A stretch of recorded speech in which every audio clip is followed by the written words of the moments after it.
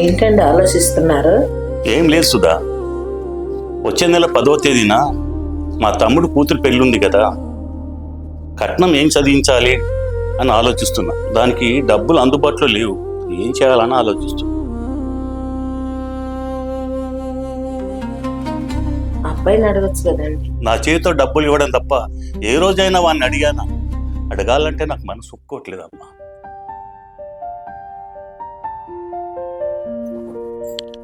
ఏమండి, ఏంటి సంగీత?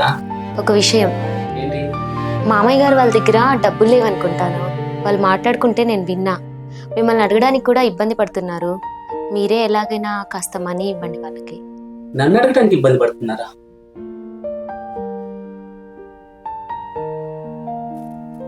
సరే, నాకు వాళ్ళకి ఎలా ఇవ్వాలో తెలుసులే కానీ నేను బయట దాకా వెళ్ళొస్తా.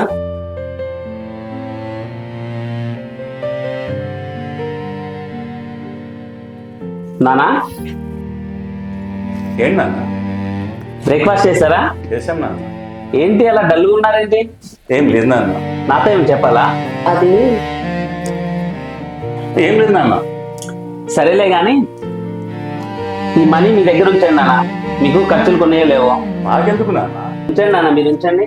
అమ్మా, బయటికి వెళ్ళొస్తా.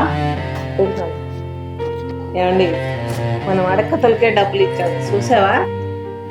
నిజమేనమ్మా, వాడు నిజంగా అడగకుండానే డబ్బులు చేతిలో పెట్టి మన బాధను అర్థం చేసుకున్నాడు.